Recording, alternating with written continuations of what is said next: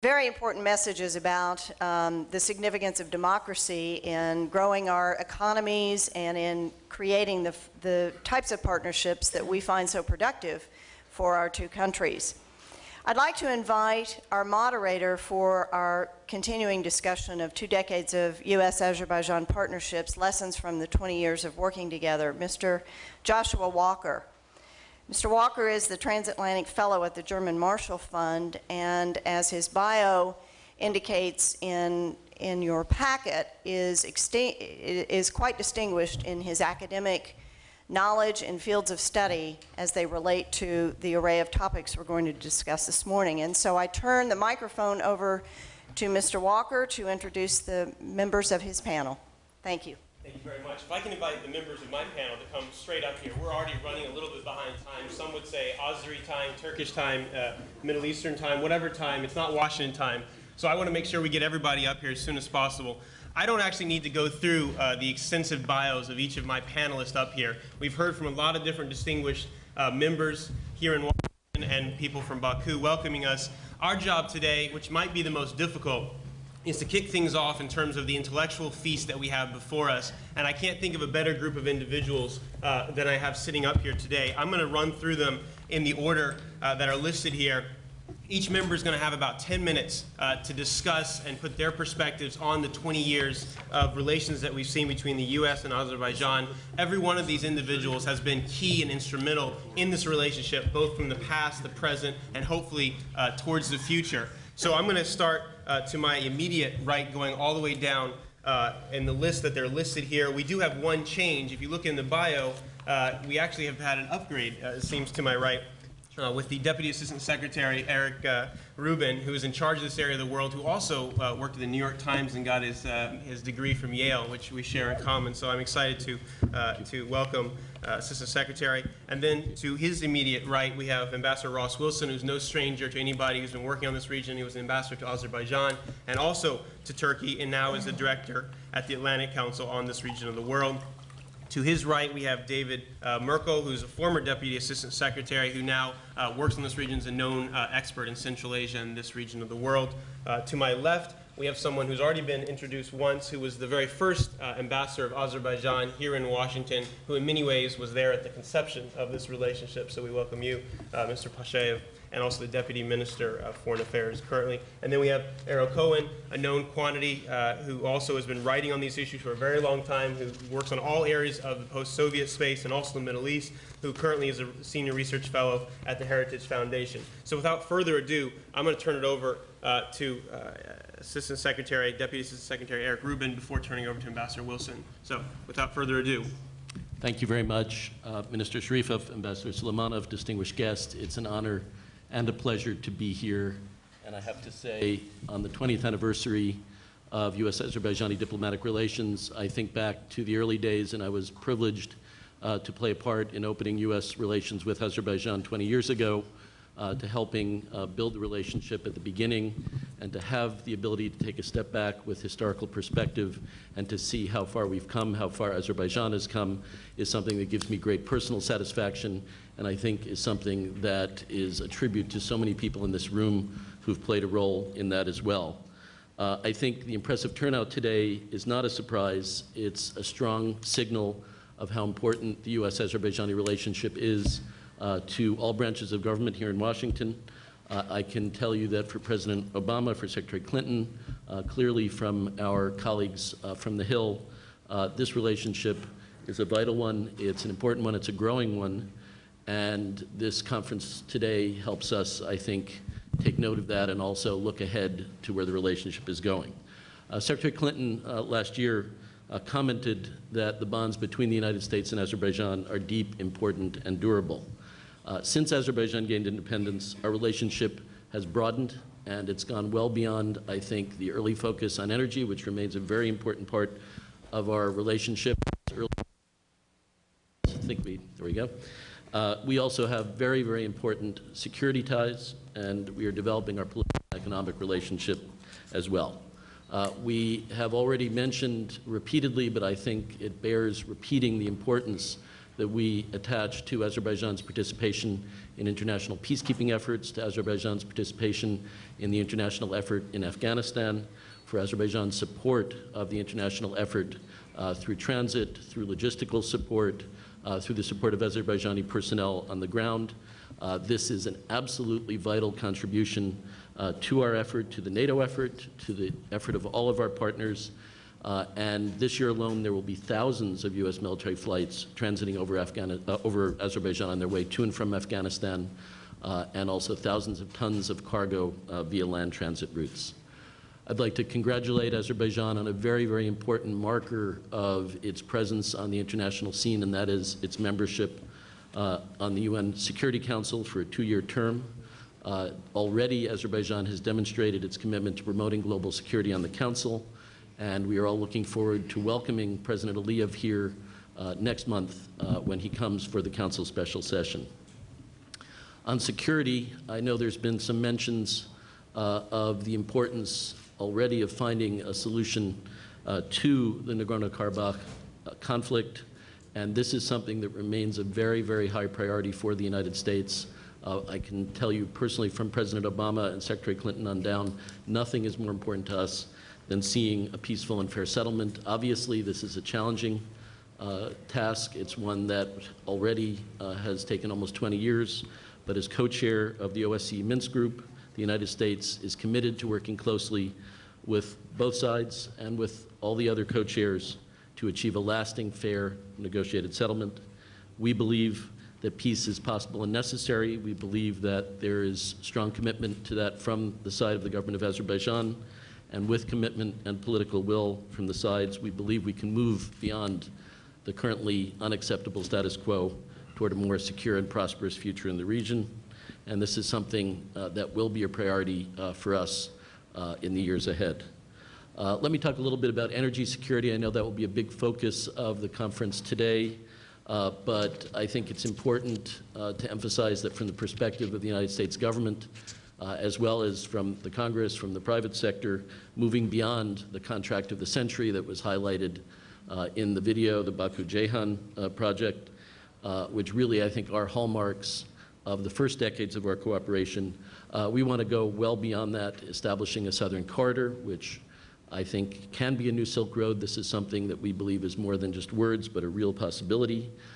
There's been real progress in the past year, including the transit agreement that Azerbaijan signed with Turkey last October, which paves the way for the southern corridor to play a key role in diversifying the energy routes and reserves for European markets. This is something that obviously has enormous potential benefit, not just for Azerbaijan, for the entire region. We also salute the progress Azerbaijan has made in building democratic institutions and commit ourselves to working with Azerbaijan on democratic and economic reforms, including promoting respect for the rule of law, fundamental freedoms, and the development of a vibrant civil society, which we believe is essential to Azerbaijan's long-term prosperity and success. We view Azerbaijan as a country not just of great current success, but of tremendous additional potential, and we want it to succeed in its goal of developing as a modern democracy and as a regional and global leader. It goes without saying that Azerbaijan's progress in these areas will help deepen our bilateral relationship, and that a strong, independent, and prosperous Azerbaijan will always be a friend and partner of the United States. Over the past 20 years, we have welcomed the progress Azerbaijan has made since it gained independence. As our relationship continues to advance and deepen, the United States will remain a strong friend and partner.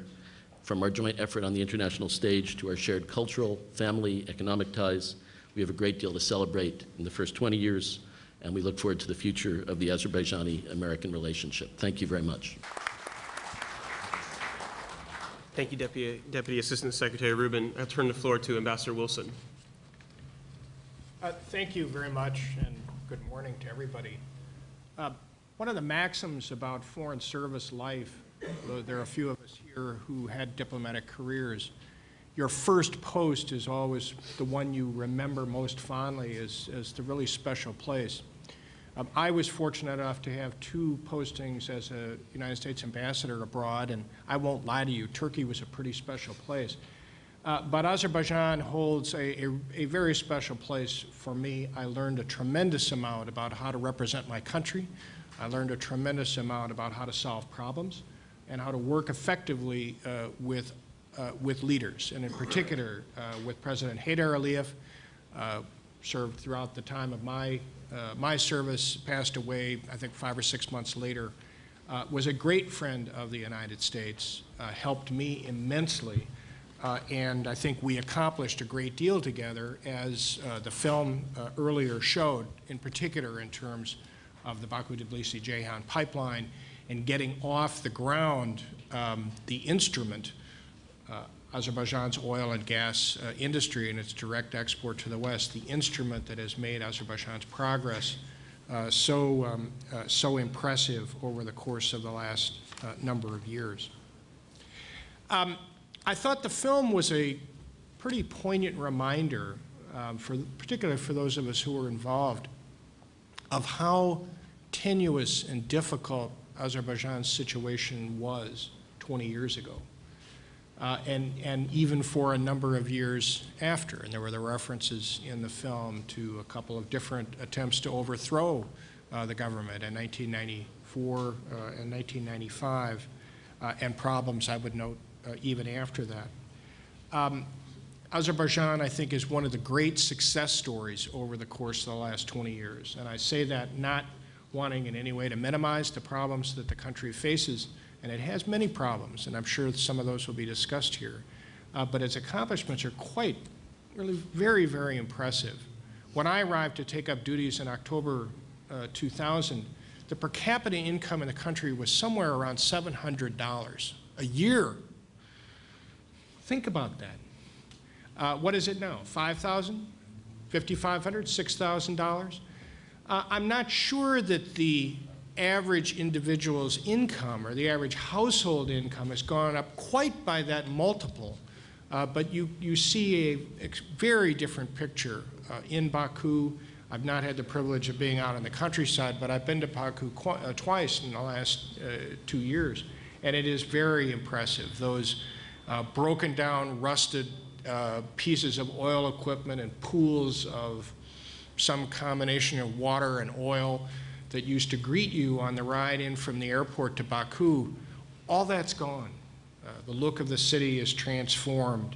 The confidence that you see among Azerbaijan's leaders, and in particular among its people about the future, is quite different from what we saw. In February 1991, Secretary Baker came to Baku to negotiate the terms of our establishment of relations. The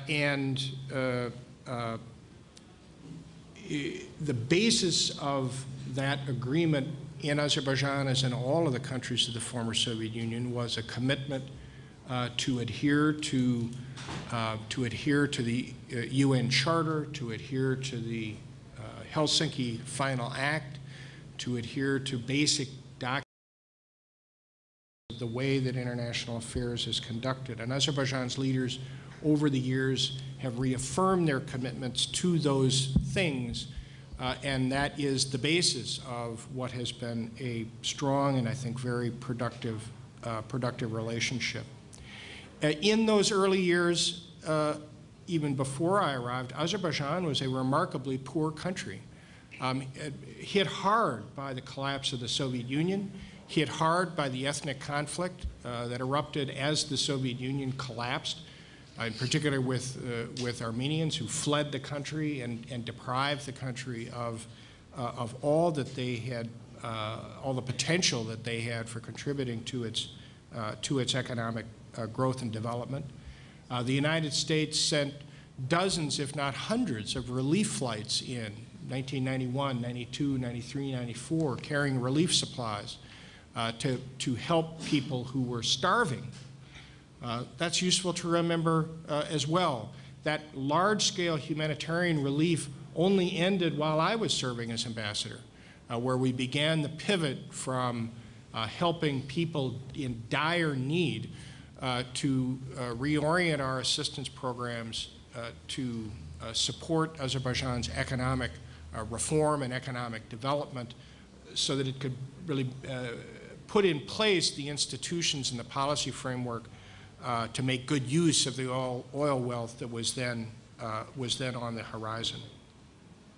I'll make a couple of other comments. Representative Poe referred to the phone call after 9/11 by Azeri leaders by President Aliyev offering Azerbaijan's assistance. I was the one who took that phone call. And I will tell you that in that extremely uncertain night, it was night, of course, or evening in Baku when the Twin Towers were hit, when I got that call at night from the president, when I met with him, I believe the next day, that was an important symbol of support by Azerbaijan's leader to the United States, followed up repeatedly over the remainder of my time in Azerbaijan with a variety of actions, many of which we won't be discussing here today, but other actions that have been referred to in Afghanistan and elsewhere that made a tremendous impression on American leaders, helped to contribute to President Bush's waiver of Section 907 of the Freedom Support Act that enabled us to be involved with Azerbaijan in different ways, and I think has helped to transform and diversify our relationship along the lines that Deputy Assistant Secretary Rubin has described. The last thing I'll say, no conversation about the last 20 years can be complete without talking about the next 20 years. And I hope that one of the things that people focus on in this discussion today is where does Azerbaijan want to be 20 years from now? Where should U.S.-Azerbaijan relations be 20 years from now? What should be the role of the United States and of that bilateral relationship with the United States as we all look to where we hope we can get ourselves to in 20 years? And I think a couple of things are important. One is continuing to work on this energy piece. Eric referred to the Southern Gas Corridor. I think we hope and expect there will finally be decisions on the pipeline and on the full field development of Shah Deniz that can bring that about, that will connect Azerbaijan in very different ways to Europe that I think will be good in a lot of different respects. I think a second piece is Azerbaijan's continuing economic diversification and its integration in the world economy. I would like to see Azerbaijan in less than 20 years become a member of the World Trade Organization and have carried out the fundamental economic reforms that are necessary in order to make that possible. That will be good for Azerbaijan. It will be good for U.S.-Azeri relations and trade. It will be good for cooperation in the region around Azerbaijan, which needs it.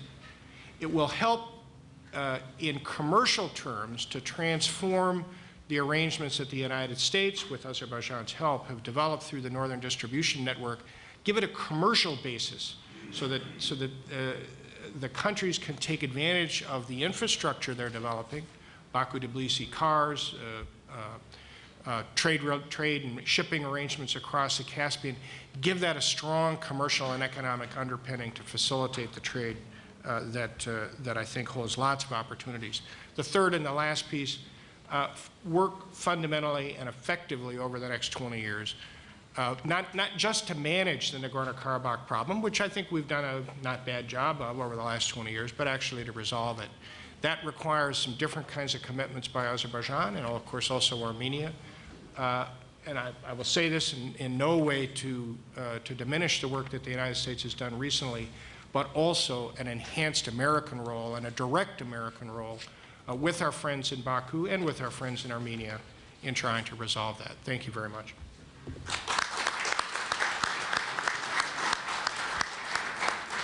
Thank you, Ambassador Wilson. I'll turn now to the Deputy Minister of Foreign Affairs and also the head of the Azeri Diplomatic Academy, Mr. Hafiz Pasayev. I want to start with congratulating all of us with this important date, 20th anniversary of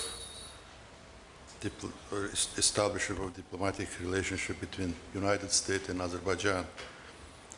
And you can imagine that this topic is very dear to my heart because 20 years ago, almost 20 years ago, I was starting this relationship here in Washington. And also, always it's good to be back. And in exactly 10 years ago, I think it was sometime in end of the March, I was speaking at the conference organized by U.S.-Azerbaijan Chamber of Commerce on 10th anniversary of establishment of diplomatic relationship between Azerbaijan and United States. And at that event, I made a statement, and I quote, "I am confident that in another 10 years, an Azerbaijani ambassador will be standing here in front of you reporting new accomplishments in what we can call a beautiful friendship between our two nations." As you see, I was not so wrong. Before me, you have a chance to listen to the new ambassador of Azerbaijan, Elin Suleimanov, a capable, young diplomat who grew up from the team of our original team in DC. Only thing I would advise him, and I did advise him many times in those days, to get up earlier in the morning, not to be stuck in traffic. And also I would proudly remind you that from that team we have many other candidate ambassadors of Azerbaijan in different countries. And I often call that team, that embassy, as our first diplomatic school. Much is talked already here about U.S.-Azerbaijan relations, and we celebrated this date both in Washington and in Baku. Back in early 90s, when we first opened the diplomatic presence in DC, we faced many problems, especially related to strong influence of Armenian lobby in Congress and lack of adequate information about realities of the Nagorno-Karabakh conflict among the US policymakers. We worked hard to overcome these barriers and lift US-Azerbaijan relations to at least normal level. For us, normal relations meant a big success because we started off at a disadvantaged level, having inherited sanctions in the face of infamous Section 907 of Freedom Support Act, adapted even before we came to Washington. Many analysts would later call this bill as one of the most un-American pieces of legislation because of its harm to US strategic interests in the Caspian region. But it's also true that from the very beginning we felt Washington's support for our sovereignty and freedom. Vivid reflection of that was the solid US policy vis-à-vis energy projects in the region, including the contract of the century and Baku-Tbilisi-Ceyhan pipeline. Today, there is no doubt that our relations are of strategic partnership based on shared values, common interests, and mutual respect. In this film we just saw a few minutes ago, it was very important history of Azerbaijan, piece of history of Azerbaijan when Ali Merdan Bey Topçubaşov was meeting with the US President Woodrow Wilson, and it was so hard for Azerbaijan delegation that time to register the independence of the nation on the world map. Today, however, we're proudly celebrating already 20th anniversary of both restoration of Azerbaijan's independence and our firm friendship. Azerbaijan today is a dynamically developing country, much different from when we started the embassy here. We are truly the engine of the regional development, being be it in energy, industry, or transportation. Recent investment in Turkey, Georgia, Serbia, Switzerland, Romania shows that Azerbaijan is a catalyst for regional integration and economic development. With 2020 Vision's state program that President Aliyev has launched, we hope to be able to develop other key industries and turn Baku into the hub of regional transportation. In fact, at the Diplomatic Academy, which I am honored to lead, we have also conducted a detailed research of this topic, which resulted in the publication of the book. Azerbaijan is also an active contributor to the regional and global security, peace, and stability. With peacekeeping troops in Afghanistan, previously in Kosovo and Iraq, Azerbaijan has helped the US troops to fight terrorism, insurgency, and instability, preserve fragile peace, and bring in humanitarian assistance. Some 40% of the US military cargo that goes to Afghanistan passes through Azerbaijan today, and NATO campaign in Afghanistan would not be the same without help of Azerbaijan. I vividly remember the tragic event of September 11, and Ambassador Wilson mentioned this. I remember very well how fast and quick reaction was Heydar Aliyev expressed to, by personally coming to embassy of US in Baku and expressing full support to United States.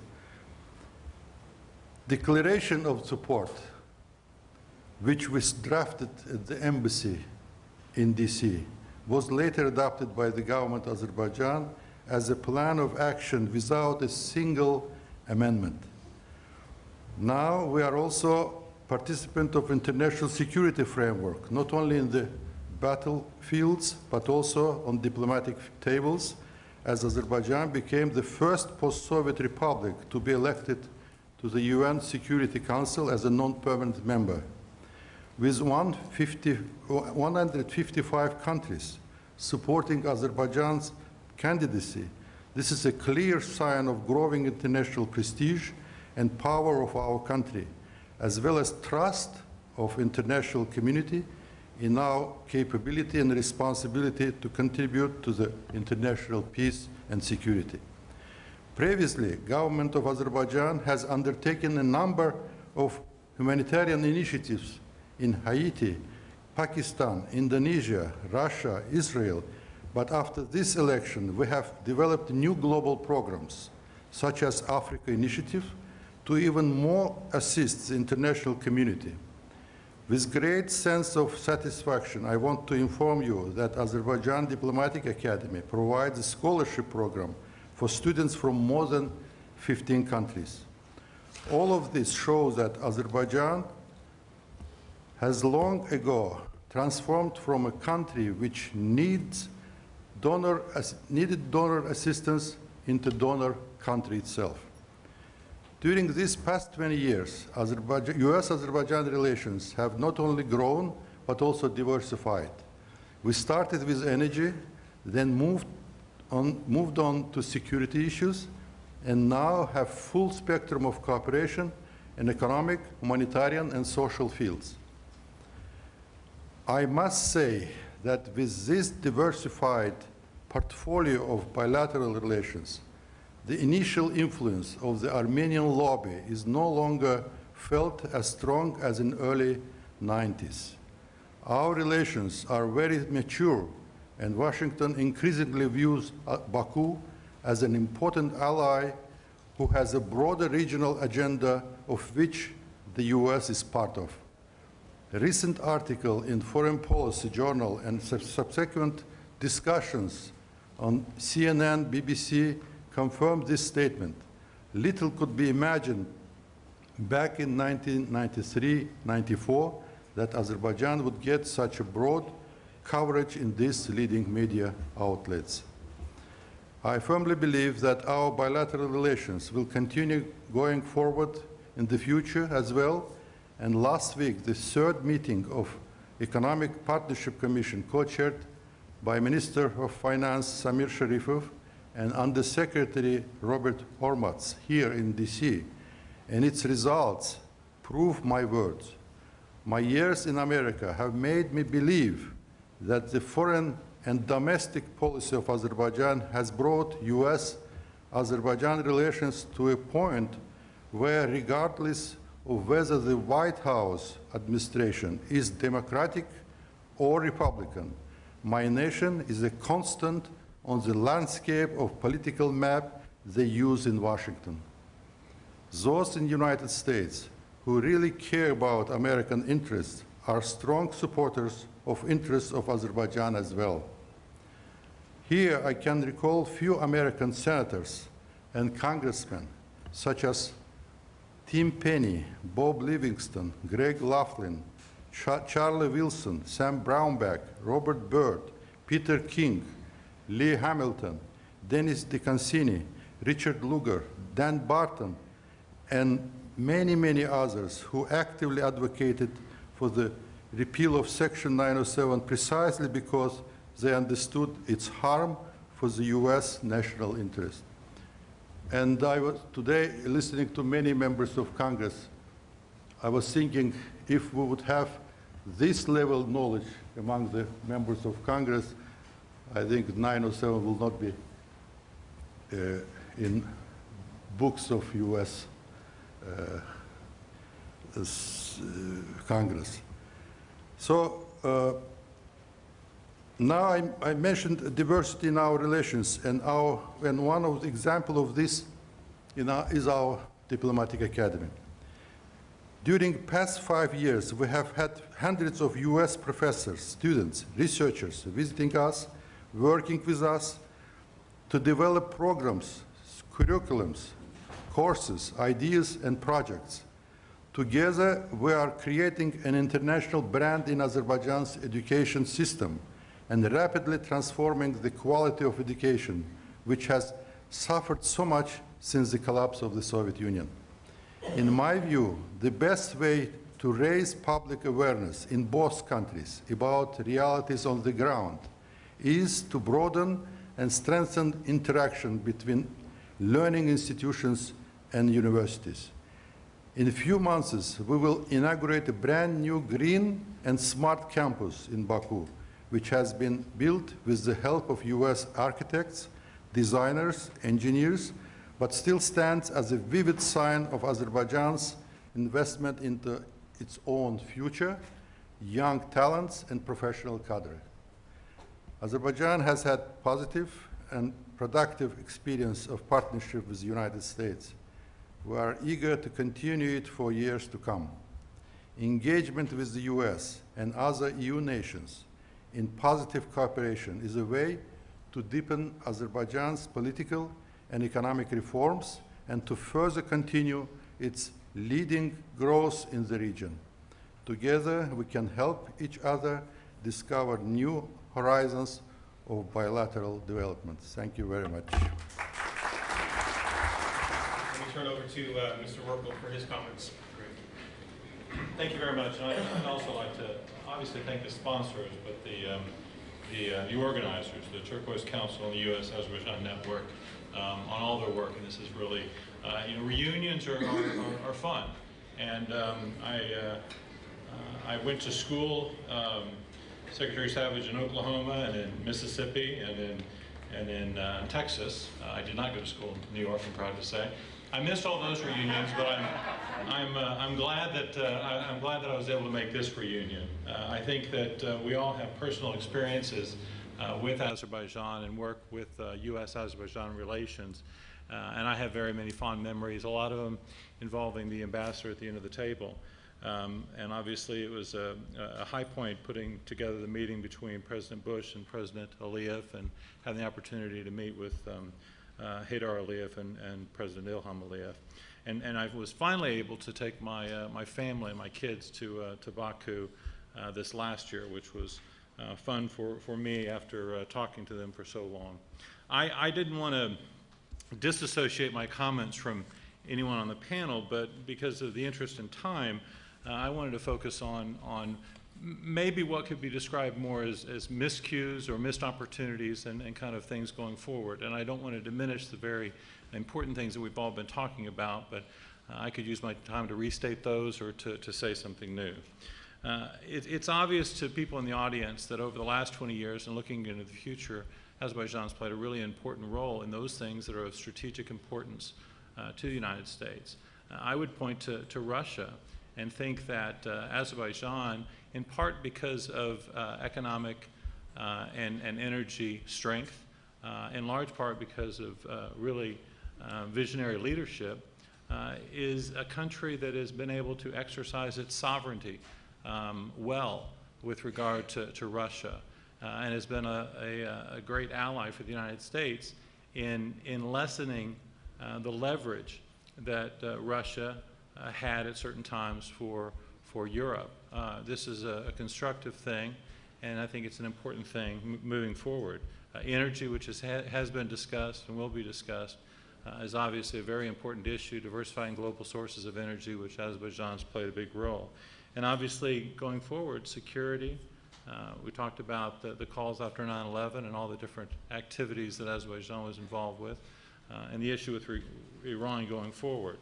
Now, some of the things that I think has also been talked about is Section 907. I was a staffer on Capitol Hill when the Freedom Support Act was moved forward, and the knowledge base among staff and members of the region of Azerbaijan and Armenia is something that's really quite an embarrassment. And it's great that the congressmen that were here this morning and the list of names that Ambassador Pashayev mentioned, but there's still a lot of work to do to make sure that that countries are recognized evenly. That does not mean that the United States is going to treat all countries and focus on all policies to make sure that they are equal, but there shouldn't be the perception or the reality of a double standard. And I think that is an issue that we need to continue to work on. I'll just give you one anecdote. When we had under the Bush administration, the Millennium Challenge account, and it had certain standards, indexes that you had to qualify for, and Georgia just missed. Georgia just missed, but they had a new government, and we want to embrace Georgia in a certain way, so they got the Millennium Challenge account support. But since Georgia got it, and since Millennium Challenge was something quite new and needed congressional support, it was decided that Armenia would get it as well. And this was done without a real conscious effort towards looking towards the region and understanding what that might mean for Azerbaijan, the third country in the region. But it happened. The foreign minister of Armenia came to town. There was a big signing ceremony. He got a check for hundreds of millions of dollars. And his next stop afterwards was to Syria, a country at the time we were trying to isolate in some ways. So a double standard, I think in a lot of people's minds, may exist, but in neither regard, the perception is there, and we need to do a lot of work to try and get rid of that for the citizens, for the parliament, and for the government in Azerbaijan. I think, of course, the greatest issue has been the handling of Nagorno-Karabakh. I appreciate Eric very much, and I think that we're all very fortunate to have Eric in the position he is in.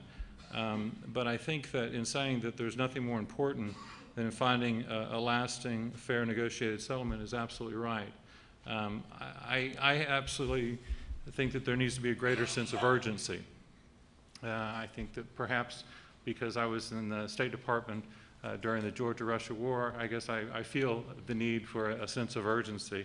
And I think I'm in Azerbaijan and in the region on a monthly basis, and it's still something that's talked about quite a bit. I'm scolded somewhat by students when I call it a frozen conflict, because they talk about the amount of casualties that go on. But this isn't, Eric mentioned the Minsk group, which of course is the body that includes Russia and France, the United States, and the parties to the conflict. And I think that it was a mistake by the Bush administration in 2008 to choose Minsk group unity and join with Angola, Vanuatu, India, and the members of the Minsk group in voting against the resolution rather than joining the 100 countries that abstained. I think that that gave an effect in Baku that we were not standing with them, but standing more with the process. And I think now, more and more, there's always a recognition that Russia is the status quo player, that Russia needs to be convinced to move, to seek a settlement, but I think as a result of the Russian reset, we've given too much authority to Lavrov, and again, the perception that I hold is that we've really ceded our seat in the Minsk group to Lavrov. Now, as far as moving forward, on these sobering notes, I think that there's a great number of things that were mentioned this morning, and most of it is greater and greater dialogue. Greater dialogue, not just not just with the economic dialogue, but the different action items that come out of those for different industries. I think that the education part that was mentioned is very, very important, and I would like to mention, if I'm correct, that the Azerbaijan Diplomatic Academy's new campus is opening in September, a great opportunity to see just a phenomenal university and really impressive students out there. But I think the thing that could give us the greatest advantage to our relations and really to regional stability would be that sense of urgency in trying to do something with regard to Nagorno-Karabakh and setting a goal of 2014 for at least having real progress on a solution there. The numbers don't match up for this to go on the way it is much longer. And right now, I don't think we are pulling our weight as far as seeking a solution. And I think that if we don't do something which does recognize a sense of urgency on this topic, it'll be something that we'll regret, as I regret the Russia-Georgia war. Thanks.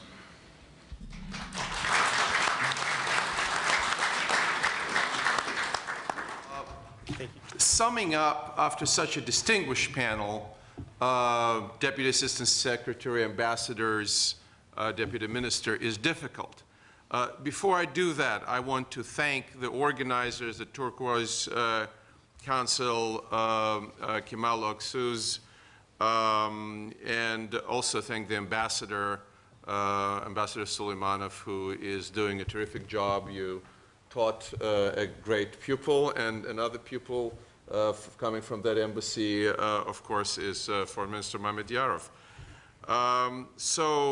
In the sense of the last 20 years, I believe Azerbaijan is doing terrifically, at least as far as its diplomatic corps is concerned. We are trying to understand what it takes to have a successful 20 years. And I do believe that these were very successful 20 years considering the baseline.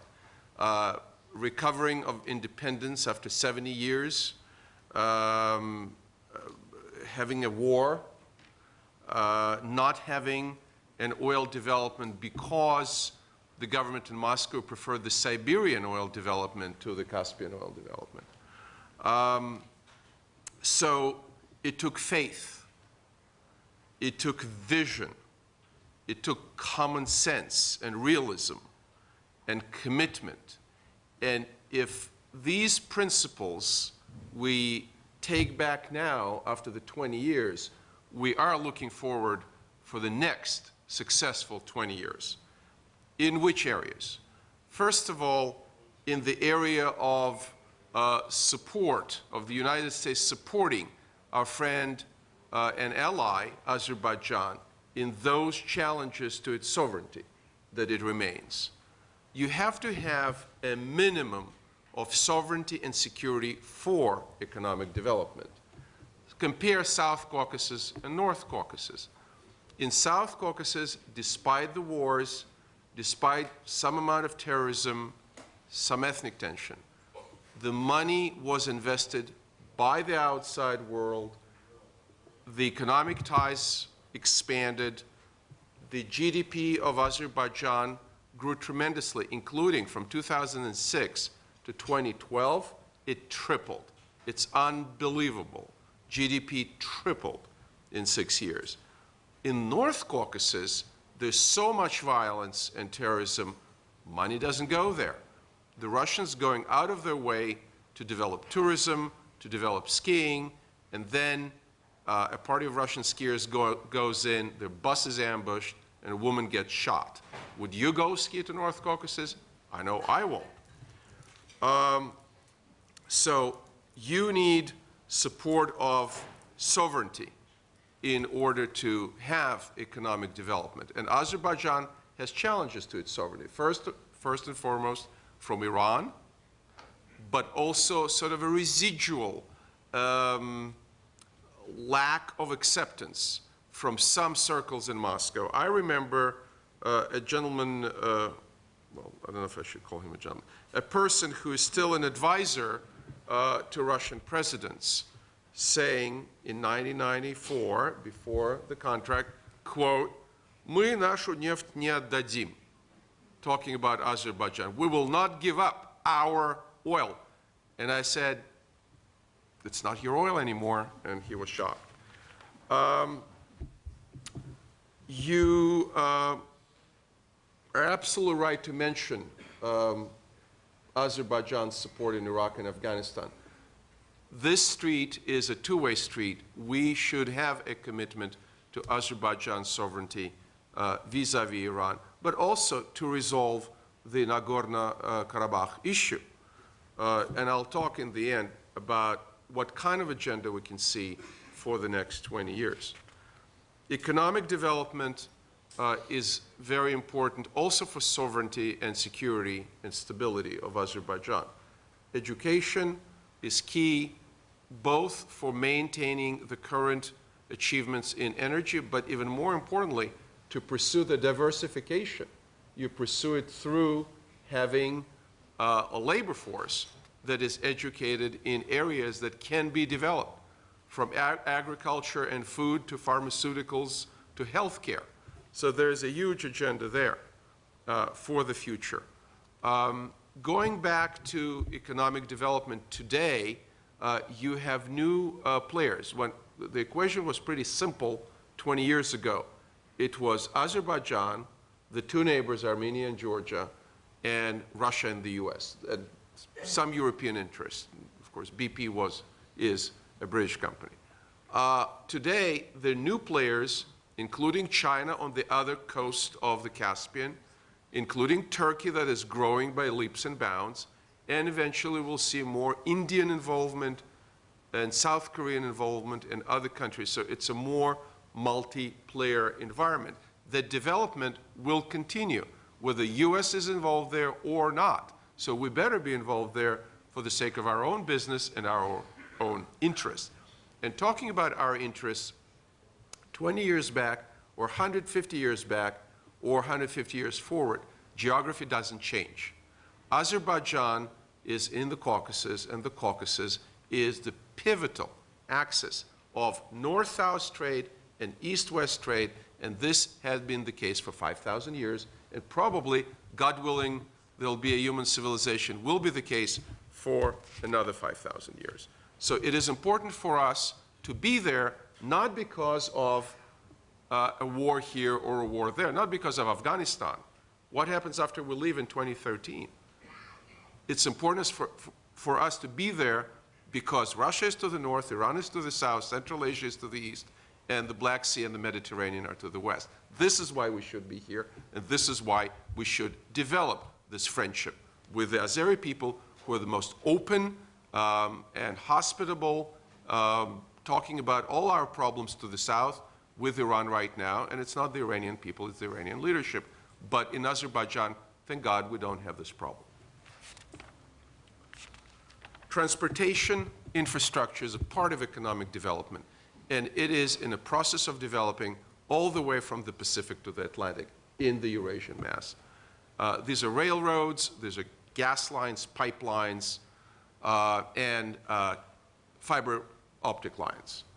And having Azerbaijan, developing it, is in the interest of our business, in the interest of international business, and in the interest of diversification of Azerbaijani economy. So it's a win-win situation.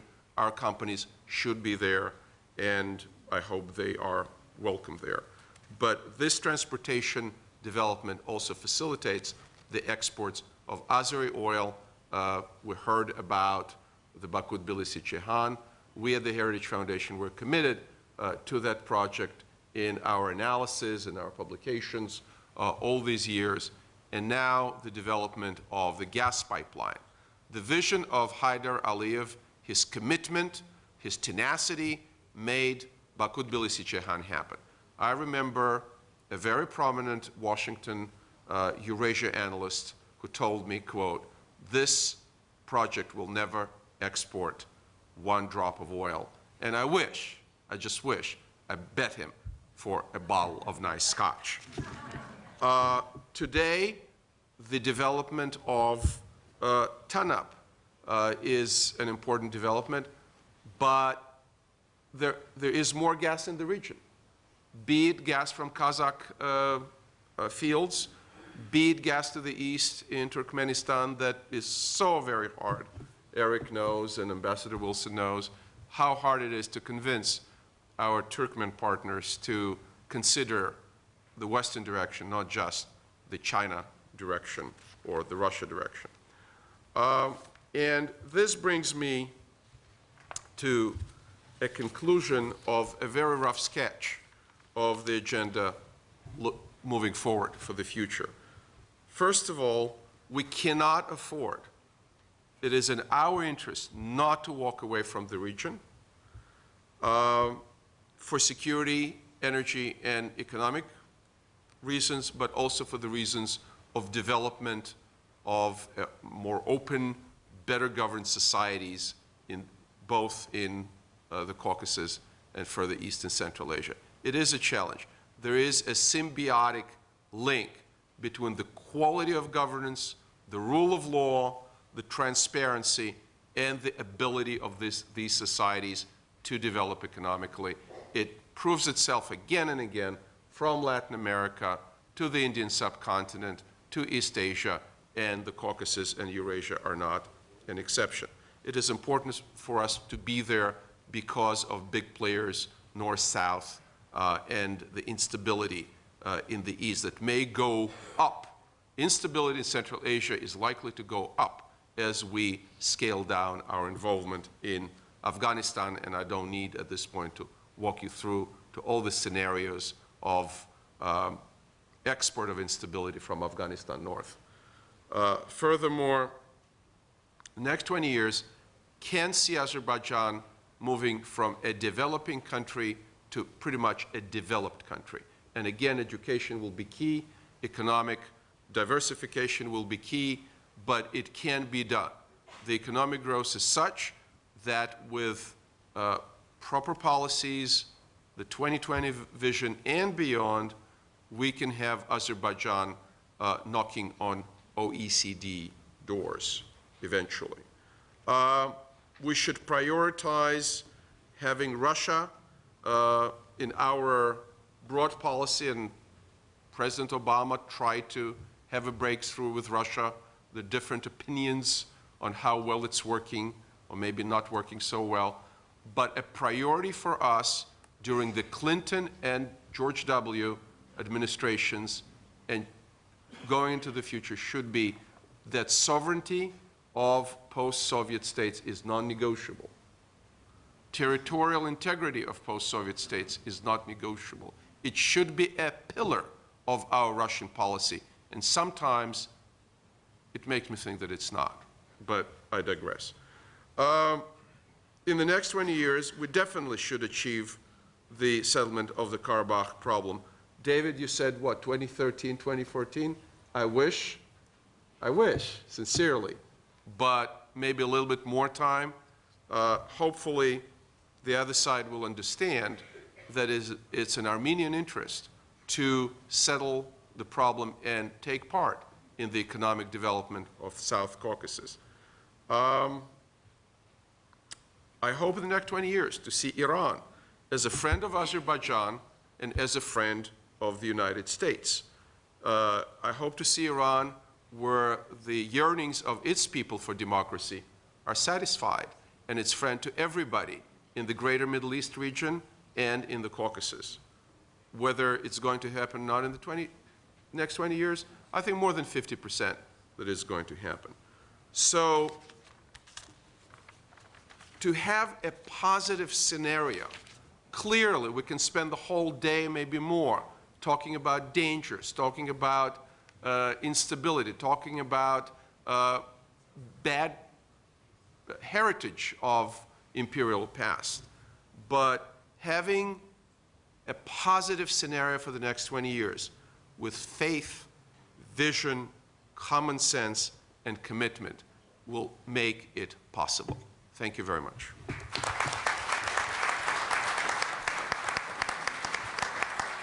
I want to ask if you could give one lesson to the next generation, which I think I represent, what would that be based on your experience towards the future? I heard key words from each of you. In my notes, I highlighted specific things that were said, and I'm curious if what I have listed here is the same as what you would have. Hold that in the back of your head. If I can then take any questions out here on the floor, I can take maybe one or two before quickly turning it back to the panel and then moving on to our session. Do we have any questions on the floor? We have a very cooperative crowd today, so I'll let everybody finish with in the order that we had. If you want to respond to some of the things other people said, I'll start with you, Deputy Assistant Secretary Rubin. Thank you very much. Just echoing some of the other panelists, David, Ariel, I think the most important lesson from the past 20 years for me would be what was possible when Azerbaijan achieved sovereignty, independence, freedom. I think despite the difficult road, despite the fact that there have been some painful and difficult events over the past 20 years, it all goes back to the fundamental fact that what happened in 1991 was positive and opened the door to all the progress that we've seen since and all the things that are possible going forward. Pastor Wilson? I'll say two things. First, to kind of respond a little bit to comments that others have made and reflect off of the nature of this audience. I was gazing as people were speaking at the long list of members of Congress who will at one point or another be part of this conference or the lunch or the reception tonight. It's an extremely impressive list. My recollection is that in the 3 years I served the United States in Baku, we had one member of Congress come. He came twice. Senator Richard Selby came before 9/11, and then I believe at some point after. He was the only one. So there's some very effective work. There's a lot that goes into developing a relationship. Wouldn't want to overstate the importance of the congressional parliamentary connection, but it is a big change, and one that I hope this conference can give further impetus to and take advantage of all these expressions of warmth and support that you got earlier today from the various speakers, congressional speakers, and that you get through the demonstrated interests of these people who will be coming later today. The takeaway. My takeaway would be Azerbaijan's success and the success that we've achieved in U.S.-Azerbaijan relations has been a function of our ability to keep our eye on the ball, to keep in mind what it was that we set out to do. It's hard in government to accomplish things in general. It's hard to kind of keep your eye on what it is you're trying to achieve.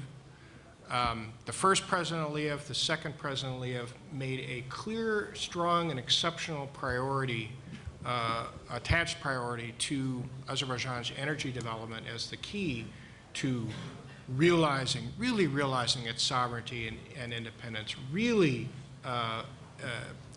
exercising control over its territory, really consolidating its territorial integrity, building prosperity for its people, and building a better life for the future. And that's remarkable. It was a constant in U.S. diplomacy with respect to Azerbaijan throughout all those years.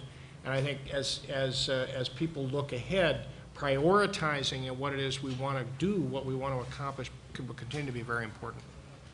Thank you. Mr. Pacheco? Looking back to our successes in our relationship with the United States, of course, first I would like to mention that Azerbaijan confirmed on being very reliable partner in any fields we were in interaction. So looking forward, I think we have to design some arrangement to get concrete support from the United States in new developments. Example of the Baku-Tbilisi-Ceyhan pipeline and example of the success of contracts of the century says that if we are together, we can make even, as Ariel mentioned, that nobody believes that we would be successful that time. Now I think it would be very important for us to get real assistance, both from US and from European Union, in areas of our economy different of the energy sector. So we mentioned here how United States might be helpful in helping us in developing transportation business using geography of Azerbaijan. I think we need to work together to design specifics of this arrangement. Thank you very much. David? I have two, so I'll take my time and Ariel's time. First, on the congressional bit, Kissinger talked about you can have the most sophisticated foreign policy, but in a democracy, if it doesn't have public support, it's unsustainable. And therefore, our Congress has a role to play in the development of foreign policy. I think going forward, because the issues are so much budget issues, whoever's the president after this election, the Congress is going to play a larger role, and including in that a larger role in foreign policy. So it's very important. I think sovereignty. I think when you're in this region, as has been described, decision making is very difficult there, and any questions about exercising of sovereignty can have a negative effect on the region's stability. So I don't think you can walk away from language about territorial integrity in the United Nations. It's a negative thing to change language that provides for stability and clarity on that point.